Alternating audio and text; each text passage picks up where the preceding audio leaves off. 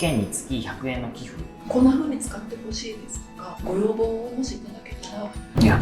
ないです。もし会社潰れたらカンボジアでも行って。今日は寄付感謝状授与っていうところでお話をお伺いしているんですけど、具体的にどういった内容になるのかお伺いできればと思うんですけど。弊社はですね、ジャパンハートさんっていう団体に1年間で引っ越しをした件数かける100円、1件につき100円の寄付ということをやらせていただいております。で今回また1年終わって寄付をさせていただいたので、感謝状をいただけるということになってます。いつぐらいから取り組み始められたんですか？2019ですかね。5年目ぐらいなんですかね。取り組む背景みたいなっていうのを、どのような背景があったりしますか？引っ越し1件につき100円の寄付で子どもたちの命を救う、恵まれない子どもへの無償医療活動の支援ということなんですけど、シンプルに吉岡さん夫婦が始められた活動なんですけども、その吉岡さんの話を聞く機会がありまして、そこで非常に感銘を受けまして、僕も社会貢献活動みたいなですね、恵まれない子供をなんとか力になれないかとか、そういう思いはありましたので、自分でも何かしたいなとは思っていましたけど、やっぱなかなか踏み出せなかったと。なので、吉岡さんのお話を聞いて、こんなにも純粋に子供たちのためにやられてる方を見て、本当に尊敬したっていうことと、自分たちは一応会社なので、お金を稼ぐことができると。そうであれば、逆にそういった活動をしている吉岡さんに寄付をさせていただくことによって、自分たちはできることをやる。ジャパンさんにいっぱい子供たちを救ってもらうということでも、社会貢献に一つつながるんじゃないかなと思ったので、寄付をするということを決めさせていただきました。ちなみにその寄付金額ってどのくらいになるかと？直近は、年間で、約ですけど5万8000件ぐらいの引っ越しをしたので、580万円という金額を寄付させていただきました。失礼いたします。はい。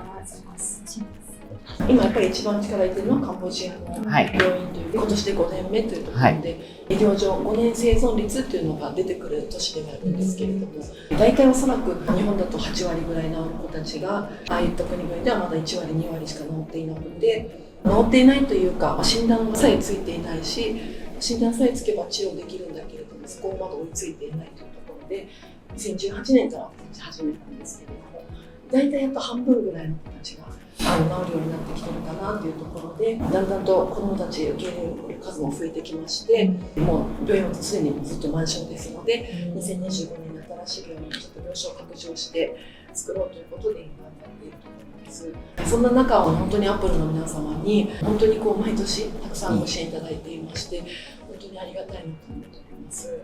今年も本当にたくさんご支援いただいてまして、こんな風に使ってほしいですとか、ご要望をもしいただけたら、そのようにしたいなと思うんですけれども、もしご要望があればというところです。いや、ないです。本当ですか。もうそれは、いいように使っていただいて。ありがとうございます。一番重点的に使いたいなというところで、やらせていただきます。ありがとうございます。寄付となりますと、毎年毎年来てくださるところもそんなに多いわけではないんです。継続していただけることって本当に私たちにとってありがたいと思うんですけれども、逆に聞いて恐縮なんですが、継続してくださる背景だったり、その辺皆様の気持ち、もし教えていただけると私の勉強になりますし、ありがたいなと思うんです。いや、もうそれは最初から変わらないですね。一つやっぱり吉岡さんの話を聞いたときに本当にリスペクトしたというか、普通にやっぱ自分だったらって考えたときに、恵まれない子どもたちとか貢献したいけれども、自分の家族もいるし、仕事もあるし、やりたいけどやっぱなかなかできない。でその中で吉岡さんがポンと言って、それやっぱやり続けてるってことは本当にすごいなと思いましたし、例えば赤十字に寄付するとかって、正直何に使われてるかもやっぱ分かりにくいし、知らないし、でだったらやっぱみんな自分が何かできることで、やっぱそういうことやりたいなと思うと思うんですよね。でもやっぱり自分は震災の時もそうですけど、うまくできなかったんで、その当時、そういうきっかけいただいて、お知り合いになったんで、もちろんじゃないですけど、僕らは単純に頑張ると。で、そこで少なくとも稼げるお金があるので、こういう活動をプロとして、プロって言ったら語弊がありますけど、でやっていらっしゃってる方で、本当にリスペクトできる方なので、寄付するっていうことをやった方が、やりたくてうずうずして何もやらないよりかはいいなと思って、始めたのが初めなので、もし会社潰れたら、カンボジアでも行って、お待ちしてますって言ったらダメですよね。不自由だけど、逆にこう元気いい、ポジティブな子供たちとかと触れ合ってる方が、心身健康だなと思ったりするので、僕も心の拠り所といいますか、仕事を通じて、社会貢献をすごくしたいなと思っていて、で今うちができることは、こんなに日本で生まれるだけで恵まれてるじゃないですか。だけど日本国内で見るとすごいネガティブな人が多くて、すごい違和感があるんですよね。それでもやっぱりそういう若い人たちがポジティブにもっと未来に希望を持って生きられるように、一番は思考の問題があるなと思っていて、大人になってからの学校じゃないですけど、うちは若い人をやっぱり20代ぐらいを人生とか仕事とかがどういうものかっていうのを学んでもらって、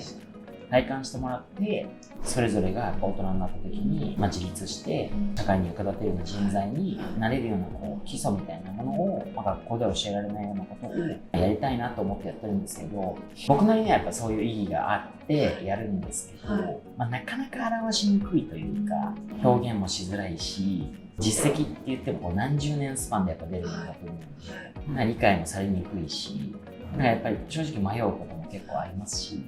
でもその中でも一つ明確に事業を継続することによって成長できたら企業が増えて分かりやすくこういった活動に参画できるっていうのは、自分にとっても心の拠り所ですし、やりたいことにつながるというか、従業員一人でも本当は全員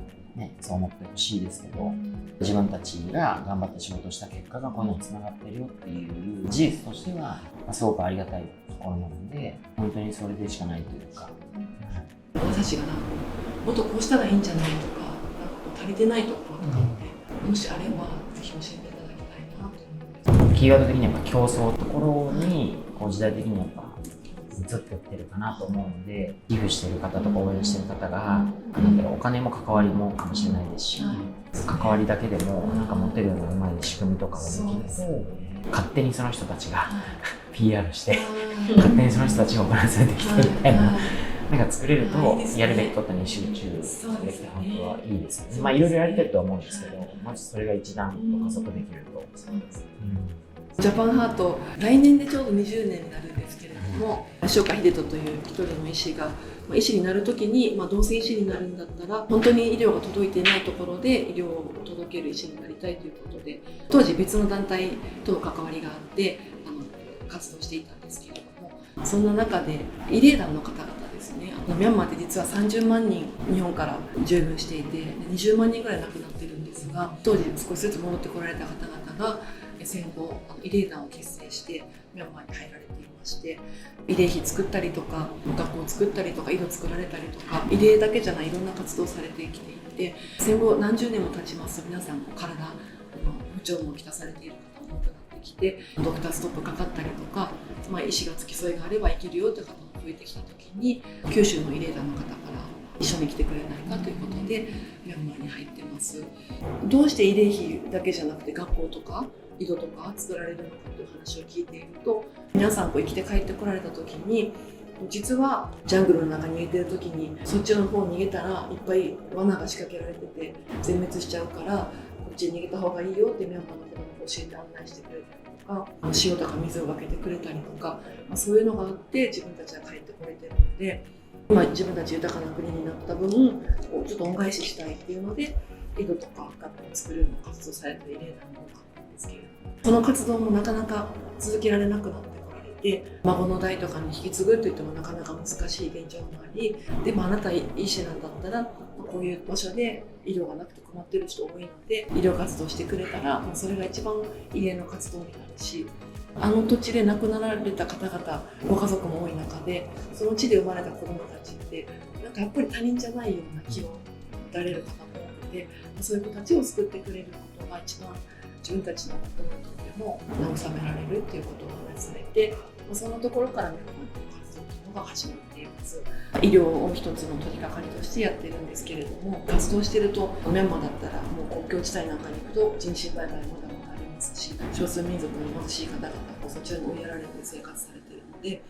そういう子たちが売春宿だったり臓器提供者側だったり、男の子たちなんかは山岳地帯の少年兵みたいになったり、そういう未来が一個でも消せたらいいなということで、ドリームトレインという養育施設を運営していたりですとか、今海外の話ずっとさせていただいたんですが、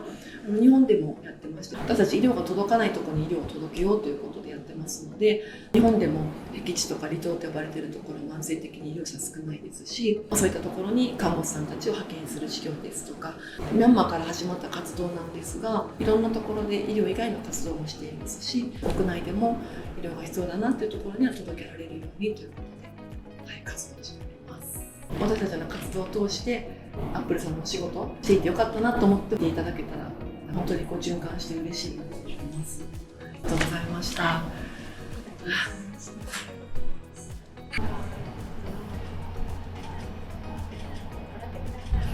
れ光光ってますか？あ、大丈夫です。綺麗に見えて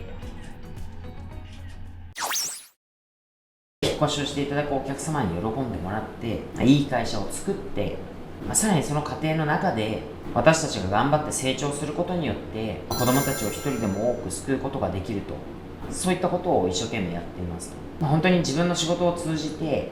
恵まれない子どもたちを救えるということに本当に密接につながるような仕事というかですね、アップルとしてのやり方というかやってます。自分自らが働いて何か社会の役に立てないかと思っているような人がいたら、ぜひ共に一生懸命頑張ってお客様を笑顔にして自分たちも笑顔になって恵まれない子どもたちの一人でも多く笑顔を作るということで共感してくれるような仲間をぜひ募集してますので、気になった方はぜひコーポレートサイト等リクルーティングサイト等応募いただくか、 YouTube チャンネル等でいいねとか登録なんかもぜひ嬉しいので何卒よろしくお願いします。